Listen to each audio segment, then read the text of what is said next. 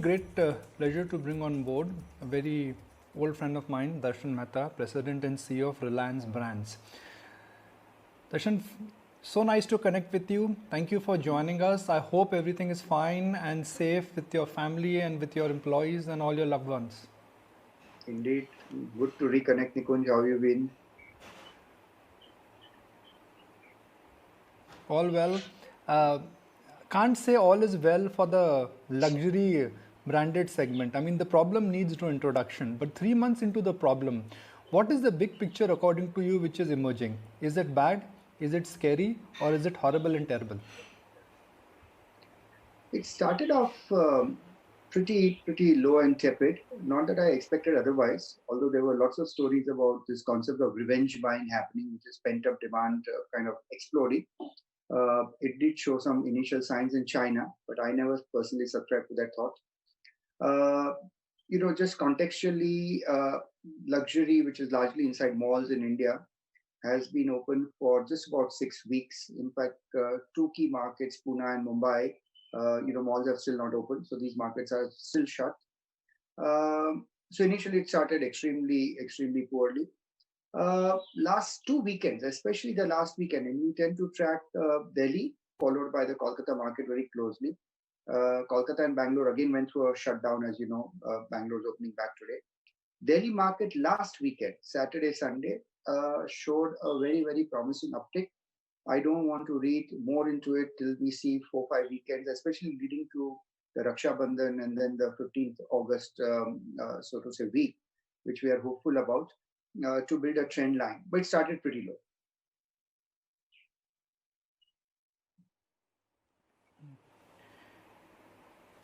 Given that mall footfalls are low right now, and somewhere luxury spend could also be associated not with compulsion spend, it in a sense is a luxury spend and it is not associated with necessity.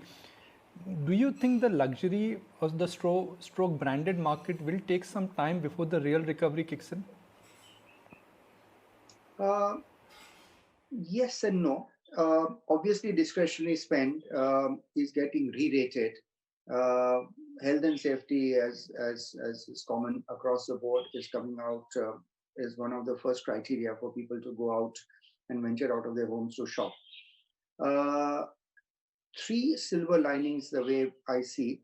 One is, of course, the very nascent and still very small digital commerce, e-commerce channel has just gone through the roof dramatically. We are clearly seeing that people are making a choice to buy from the convenience of their home. Still, they're still buying the products that they want to buy, whether it's a Hugo Boss shirt or a Michael Kors bag.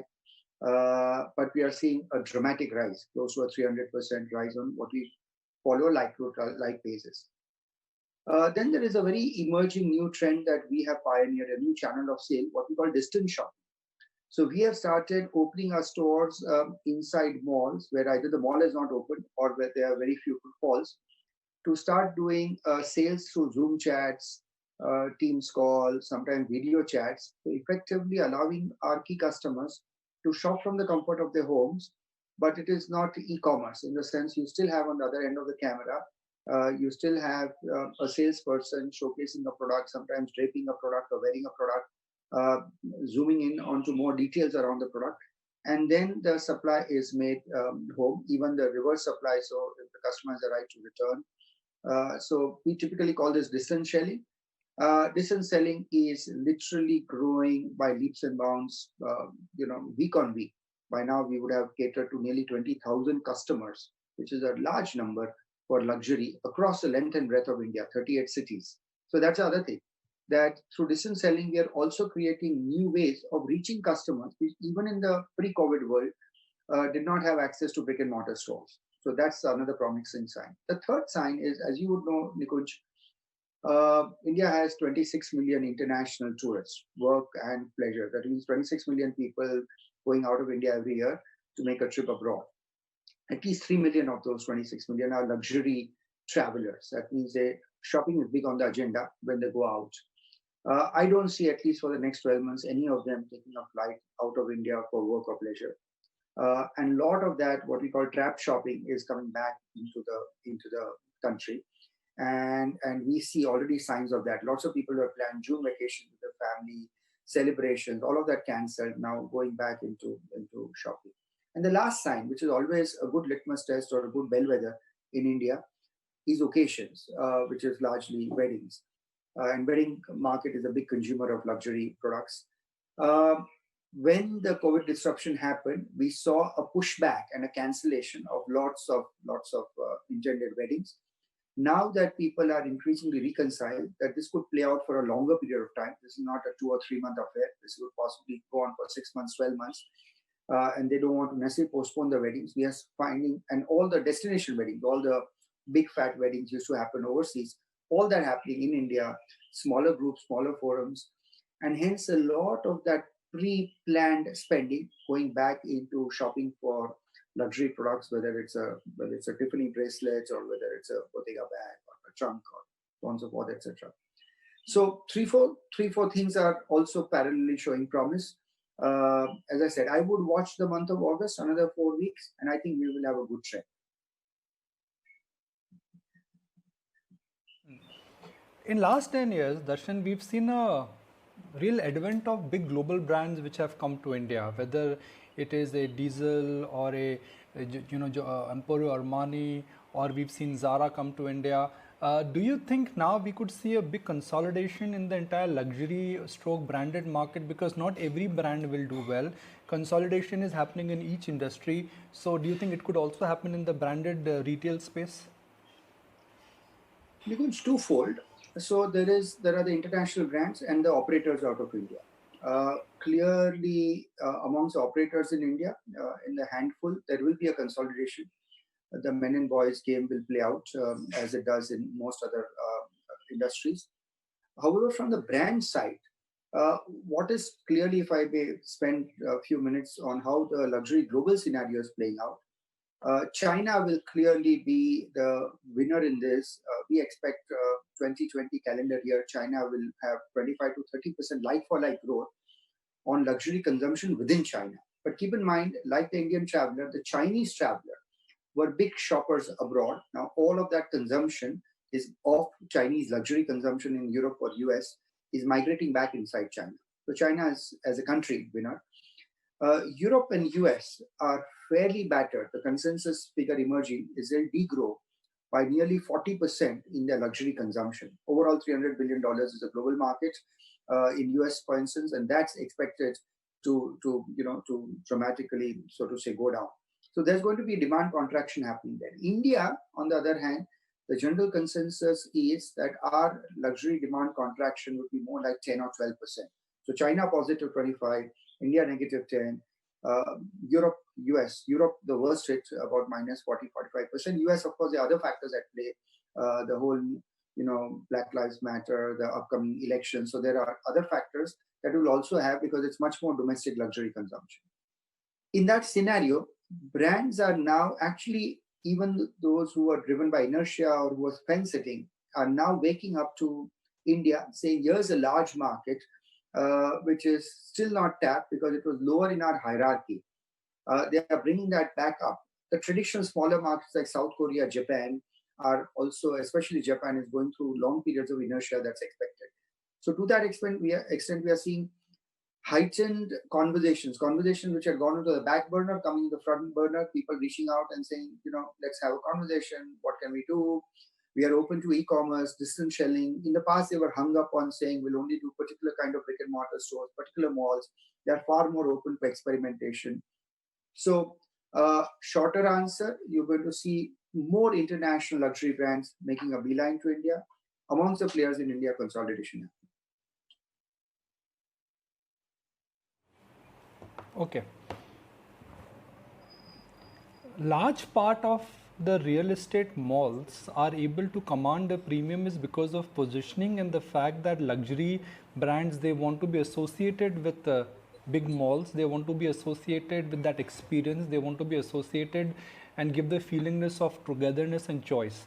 There is going to be a big reset which perhaps will happen. So what do you think this means for the kind of rentals which you've paid or the industry has been paying? Yeah, it's an interesting question. So, in the Western world, the brick and mortar had played out to a much larger extent. In fact, it overplayed out. So malls in US were already reeling under a lot of pressure, even pre-COVID. And I think the COVID disruption has only kind of become the proverbial last nail in that coffin. And likewise, some of the high street players in Europe and elsewhere. In India, keep in mind that brick and mortar had never got overplayed out. We still had a handful of 25 key malls driving the market in this country. But having said that, it was still a bit of an inequitable relationship, which means that the power was to a large extent to the landlords because the demand far outstripped supply, or the demand for relevant spaces, because here adjacencies really, what we call adjacencies really matter. You don't set up a Louis Vuitton store or a Jimmy Choo store just about anywhere. You want to pick up the right neighbors in the right environment and so on and so forth, etc. That far more equity, in a sense, is setting in, and we are clearly seeing that longer term conversations, which are more partnership oriented, more based on a percentage of revenue share rather than what is traditionally known as a fixed rent or a minimum guaranteed rent. So we will see, so to say, a balancing of the waters. On the other hand, the opposite thing is playing out on the e-commerce side of the business. Nikunj, one of the big part of what we call making the unit economics work was the concept of free shipping. This is especially more relevant, not necessarily in luxury, but slightly more mid to lower end. Because if the parcel has a 10,000 rupee shirt in it, then it doesn't matter whether the 400 rupees of shipping or 300 rupees of shipping can easily be absorbed. But when the parcel value is lower, the concept of free shipping going away, because people are increasingly saying, I'm willing to pay a price for comfort and convenience of getting, shopping at home, because I don't have to go out and expose myself to undue, health risks and so on and so forth. So I think there's a balance on both sides. So when the dust has settled on this storm, and we tend to look beyond, 6 months, and I heard your earlier guest talking about, and you mentioning about optimism replacing cautious optimism. I do think that if we are those players who can look beyond the first 6 to 9 months, we'll see rental resets, we'll see free, shipping cost resets, and unit economics in this business becoming far more viable, combined with the fact that there'll be less number of operators and more brands also coming into the country. Okay, I'm going to shift the focus and talk about affordable. Yeah. The challenge is that India's per capita is still in and around 2000. We are nowhere close to what the number in China is. I'm not even talking about Singapore and America. It's a different kettle of fish completely. Absolutely.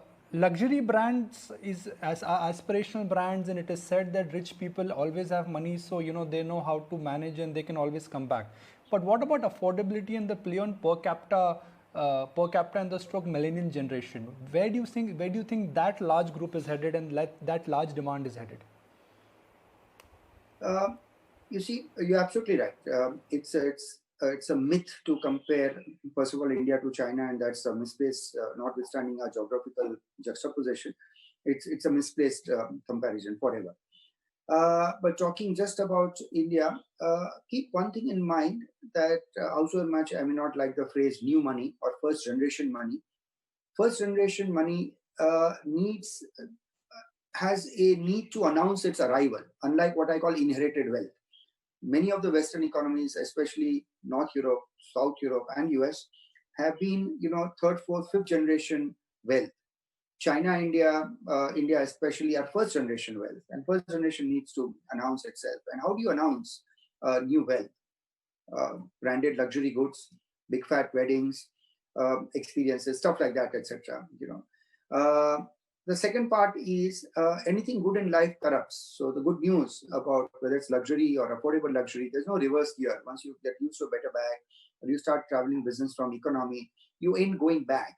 Okay, so to that extent, influx of new customers into the bucket of buyers or purveyors of luxury or affordable luxury may ebb or increase depending on the sentiment. People who are once consumers, we have found repeatedly over the last 10-year trend, you buy a better, you start buying a 5,000-6,000 rupee shirt, you're not going back to a 2,000 rupee shirt, and you start getting used to the comfort, and so on and so forth.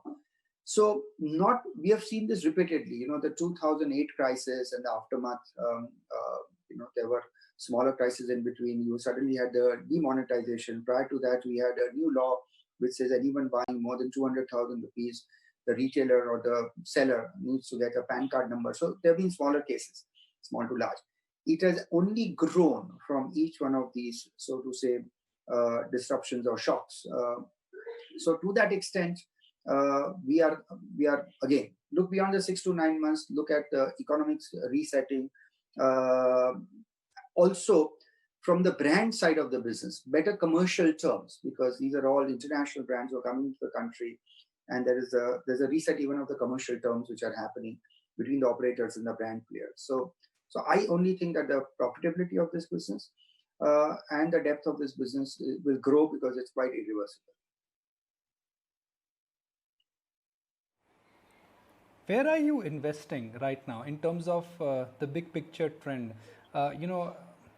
The firm which you represent does not monitor days or months. You are talking about big trends and mega trends. So I'm not trying to, spell out. I'm not, asking you to spell out a trade secret. But I'm perhaps trying to understand from you is that when you are preparing your future in the post-COVID crisis, where are you able to identify big trends where you would like to start incubating businesses or start investing there? Yeah, it's a very interesting question, Nikunj. So there were what we call the mature luxury brands, the traditional mature, the logo bag as it's classically known. There is a clear tilt and a shift which is happening to what we call new luxury. I don't know if you're familiar with the phrase digitally native brands, which are direct to consumer only brands, which did not go through the classical brick and mortar play out, the classic, big opulent fashion shows, all of that, etc. That's increasingly for the mature customer. The sharper, younger, digitally aware customer is looking for still good products, but it is more, in a sense, the channel of sale is equally important. So brands, for instance, which really have sustainability at their core. Now, keep in mind, the word sustainability is so misused. A product which truly practices sustainability and is not greenwashing or is not really just using that as a PR value, the product will at least be 30 to 40% more expensive. The younger customer doesn't mind making a choice. The younger customer is gravitating towards brands which are owned by companies which have a purpose. So they are aligning to sustainability, purposeful companies, non-wasteful channels. Increasingly, a customer will say, look, I ordered 2 things from this brand. Why did each of those 2 products arrive in 2 separate parcels? What is the waste that is being caused because of the boxes of the product? So a lot of ways and means are changing. It's also becoming more, that's why a few years ago, you had this unthinkable of collaboration between a streetwear brand, a very cool and expensive streetwear brand like Supreme and Louis Vuitton. Okay, and who thought Supreme and Louis Vuitton would collaborate? And it has been one of the most successful collaborations. In fact, there's a whole company called Old Guards Group, which has come up with brands like Supreme, which are not necessarily logo driven, but they are expensive products. Okay, you can still have $500 t-shirts, which makes it truly luxury. But coming from a very different genre, heritage is no longer that important. In fact, heritage is more often than not a baggage increasingly, because you don't want to be your grandfather's shirt or your grandfather's bag or your grandmother's bag, but you want to look at, so to say, more agile brands. So there are a whole host of portfolio of new brands globally that are coming up, and we are tracking them very closely. And again, given India's 400 million WhatsApp users, 600 million smartphone users, and all the revolution that's happening there, these are looking to, India is increasing their market. In fact, beauty is another category where you see a lot of this disruption happening outside the big players. So a Charlotte Tilbury, for instance, or a Drunken Elephant, these are brands which now the big guys, the L'Oreals and the Estee Lauders, are paying a lot of money to buy them out because these new disruptions are happening not inside their machines, but outside of them. And soon they are commanding a huge affinity with young consumers who are willing to pay a price for that. So it's a big, new, interesting trend.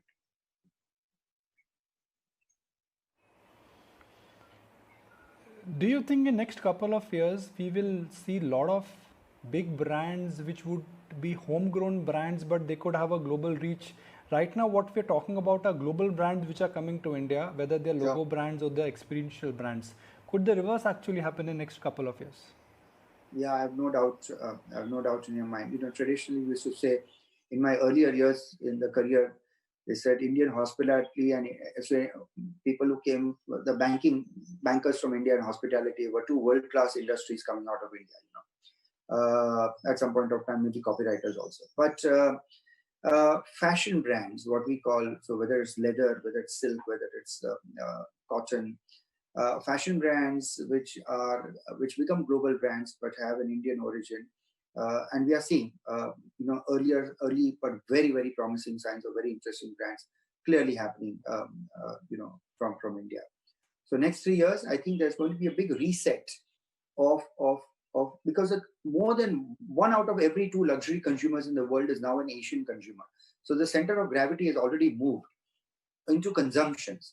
As consumers are become more and more confident about their own nationality, sensibility, their own, so to say, where they come from, their own roots, they are going to be less and less aping the West, but more and more getting confident about homegrown, so to say. And it's already happening in music, food. Fashion is not going to be far behind. So whether they're designers of Chinese origin, Indian origin, Vietnamese origin, it's going to be a big trend. Okay, when I met you 20 years ago, you were an investor. Once an investor, always an investor. So Darshan Mehta, the investor, has to invest in few brands. How would you go about allocating capital for next 5 years? You're talking within the retail industry, Nikunj? No, I'm talking about, let's say, if you have to be an investor and invest in brands purely based on your analysis, without getting into specifics, which are the categories of brand Darshan Mehta, the investor, based on his experience of retail and luxury retail and affordable retail, would like to invest? So, then and now, some principles of investment are absolutely timeless. So I have never believed in sectoral investment or category investment. I've always said you should invest in specific companies. In fact, in the same sectors, we have seen people who have destroyed value and people who have created enormous amounts of shareholder value. So it's always company specific. In this business, the man at the top is possibly 50% of the decision-making process.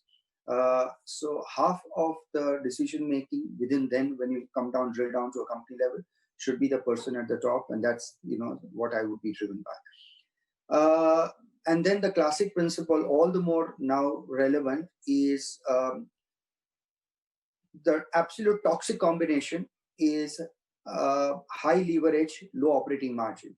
And the other extreme, of course, is no leverage and high operating margin. So look for no leverage, high operating margin, a truly visionary man at the top, and look at a company and not a category. I mean, I still nothing to do with India, but just to give you an example, there's a company called JD Sports, not to be confused with JD.com from China, but JD Sports is it's a UK-based company, multi-brand shoe retailer. Very difficult to make in a multi-brand business, margin management. And there's a gentleman called Peter Cowgill who's been, I think, the last 10 years plus the CEO of that business. So if you see the results, even now, they just announced the last quarter's results of JD Sport, absolute rock star. One of the most difficult, hostile retail environments. Within that, a very difficult business model, because you're not selling a brand, you're selling a Nike, Adi, Reebok, Puma, all of that, etc., who give you, in a sense, very low margins, high retailing costs, all that combination. And if you see how JD's performance is, that's an absolute rock star. So let that be, to whoever's looking in the luxury space, let that be a role model. It's a good P&L and a balance sheet to study.